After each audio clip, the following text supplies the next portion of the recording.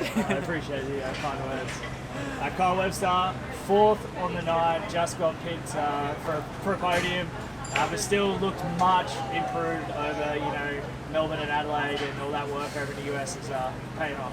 Yeah, I think this season's been definitely a good build for me. Obviously, I didn't have heaps of bike time this year, so I put a lot into this Supercross season. So I can see the leaps and bounds in myself, and I should be happier, I guess. But it's it's hard when you're racing. You want to be on the podium, and you want to be in the mix, of which I'm not quite there yet. But from past years to now, I feel a lot better. I've sort of been able to race consistently and nothing too crazy. So it's been good, and look forward to the last one next weekend, and hopefully we can put it on the box. But just get out of this solid and with a solid championship position.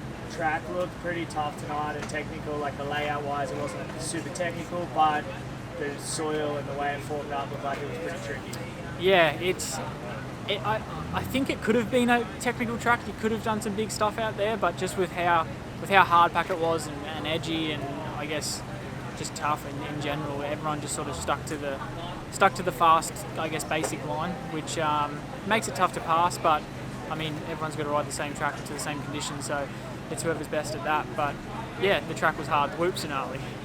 They looked nice and rolled in practice, and then just throughout the night. They didn't even prep them before the night show either, which would have made them bad for that last Triple Crown. Yeah, they just progressively got drier and more cupped out, so they were hard. The Triple Crown format, did you enjoy that, or would you prefer the 20 lap? Well, I'm always a big fan of the big motos. I like the 30s and motocross, and I am a fan of the 20s out here. But I did actually quite enjoy this, how it was alternating between the 250 and the 450s. I think that was pretty cool, and it kind of made the show a little bit longer, I suppose. So I actually didn't mind that, as opposed to the 3 just back-to-back ones. Yeah. Awesome job, man. Well, we look forward to seeing you maybe get the podium at Wagga. You're on the right way. Yeah, getting there slowly, but that's what we're aiming for. Awesome job. Thanks, man. Thank you. Gage Linville, mate, you have probably had the worst night here in Newcastle. I mean, you didn't even make the night show, dude. Qualifying or practice crash was insane. Just run me through what happened in your words. Oh, man, yeah. So, second lap of qualifying, hit the stadium triple, was going to lay a heater down, and I came around the turn, and all of a sudden I just saw a bike coming directly for me, and before I know it, we collided head on. And to say I've crashed like that, that's the first for me. It was pretty gnarly, and but definitely gnarly. A head-on in Supercross, I mean, it's very unheard of, and to be honest, man, it was like an explosion of bikes and bodies going either way. Like, did you even have time to react, or before you knew it, you were just in the front of the other bike? Oh no, right when I saw it, I tried to lock up the brakes, but time I got my foot to the brake, it already happened. It happened so fast, like there's nothing you could do to avoid that. Suspected broken collarbone, I guess, which sucks. I mean, we had you over for Melbourne and Adelaide, and you did it right there. You got your feet wet. Coming back here is probably not the way you want to do it. Go home, or you got to hang around for longer anyway. Nah, I plan on flying home Monday. We're gonna get it all checked out, see if surgery is needed. But yeah, like you said, first 2 rounds kind of got my feet wet. Went back to the States, got 2 weeks of training in, was feeling really good coming into here. Crazy, I actually told Jareve at the beginning of the day, like, hey, I think it's gonna be a good day. And if I was wrong on that one.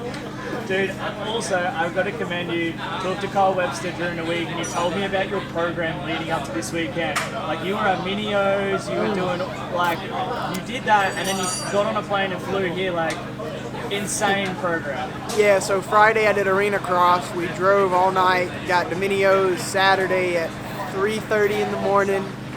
Practice there Saturday, race Sunday, Monday. Tuesday got on a plane, got here Thursday at lunch, drove here, got here at 3:30 I want to say, and came here Friday, tried to beat the jet lag, and that's how we ended up.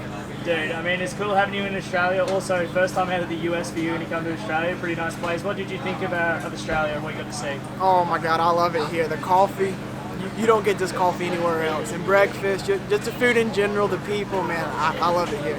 Awesome job, man. Hope to see you back soon. Thank you. Reese Bud, 3rd overall on the night, but dude, that final win, it gave me Gilman vibes, dude. That emotion you show is epic, dude. Run us through it. Yeah, it's crazy. Like you said, a lot of emotion once again. First pro win of my career, so a lot goes into that, and not a lot of people see what goes on. So a lot of effort that goes into it. Not by just myself, my family, my team around me, the whole support crew. It all helps. So to finish off with a race win. And third overall, first Supercross podium of my career as well. First race win, a lot of firsts, so feeling over the moon right now. And yeah, I'm just going to enjoy the night, have fun. But you know, next week we're back and we got to reset, and we got Wagga, one more to go. Third in the championship now, so one to go. Got to keep my head in the right spot and keep moving. Typical Spud style championship too, coming on strong late, Yeah. but that's when the championships are made. So. Is it been that type of year for you where you sort of start out and you kind of get yourself in and you're confident in your ability to finish these things out? Yeah, definitely. You know, performances like tonight just really shows me where I should be and where I believe I know.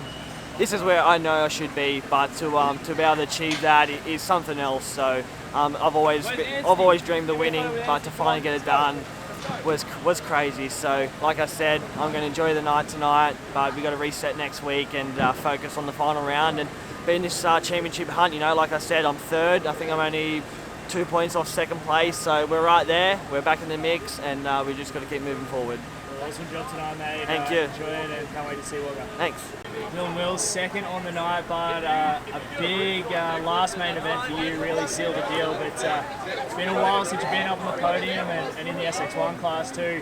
How's it all feeling? Has it sunk in a little bit yet? Oh man, it's amazing. Like you said, that last one, I literally just rode it to the end and I knew what I had to do points-wise. I'd done the numbers in my head. Unfortunately, I shouldn't be racing like that, but I was this time, man. It's when it's your first SX1 podium on the line, you really just got to do what you got to do. And you know, I'm thinking I got to do what I got to do to get third. And unfortunately, something happened to Brayton, and not sure what it was, but I ended up second on the night. So you know, it sucks for him, but we'll take what we can get. You know, it's a really cool story. Trained up here for so many years with Mossy as a kid. Used to pick me up from school and bring me here, and now we're 1 and 2 on the SX1 podium. It's pretty surreal, man. Pretty surreal. It's coming into this, like the talk was you switching to the 450 Euro 250s in motocross. You know, were you worried about the transition at all, or you know, were you kind of like embracing the challenge and now it's sort of paid off? I was embracing the challenge, but I was a little bit worried about me over the years saying that I was going to be a better 450 rider all this time. So I was worried that I had to back it up, and I'm stoked to come out and do it. It really does suit my style. I knew for a long time it would. So yeah, we'll see what the future holds. I don't think I'm going to be racing motocross next year, but you know, this is this is crazy. So I'm stoked. And lastly, I mean, the last time we hung out, you were shooting video of me, so it was good for me to shoot video of you actually getting on the podium, man. Wagga next weekend. Looking forward to trying to do the same thing, back it up. Yeah, for sure, man. Either that or go out on this, you know, just retire now. But no, man, the aim is, yeah, we'll get through tonight, go have a drink with friends and family and celebrate, and then focus our attention to Wagga and go and, you know, try and back this up. That's the goal. So backing up a bit, are you not racing motocross or anything next year, or? I'm yet to confirm anything really, but at the moment, no, it doesn't look like I'll race motocross. I'm going to try and do a Supercross only deal, obviously. You know, it's probably not the right time to go and pack it up, but yeah, got a few things lined up. I'm still going to be in the industry doing things, riding bikes, but I don't think it'll be motocross now. Awesome job. Well, congratulations on tonight, mate. Go celebrate. It was really awesome to see you up there. Cheers, bro. My Moss, Supercross winner here in Newcastle, but that is the biggest celebration. I think that's bigger than Paris a couple of weeks ago. Mate, this is what I wanted. This is what I come back for, to win, you know, to have a shot at a championship. Now we do, technically, in the points, but man, it's amazing. I have my wife, my kids, my whole team here that's supported me for the last 2 years, and quite frankly, it was dismal. So to finally start hitting my strides, it's amazing. I've got such amazing sponsors like Our Point Star, Hostile Gloves, you know, Scott Goggles, Send It Crew, Send It Energy Drink, and man, this tops anything so far.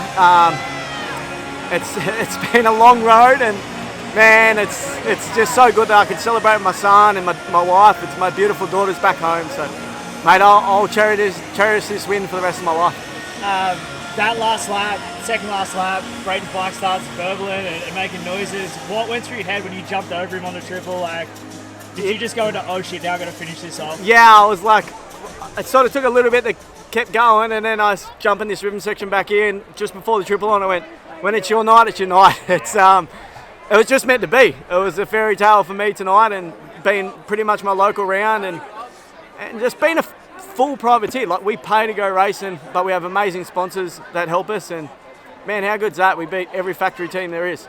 That's just an accomplishment in itself, and I think we're probably the first team to ever do it. So pumped with that, and man, this has just been a blessing. Look out now, the old Matt Moss is back. Yeah, definitely, man. We hit strides in Paris, and I knew I needed to back it up. It was a big thing to come here and back it up. So we did that. We qualified first, won the first main, second, and then first. Obviously, that last race I got a little bit lucky, but hey, that's motorsport.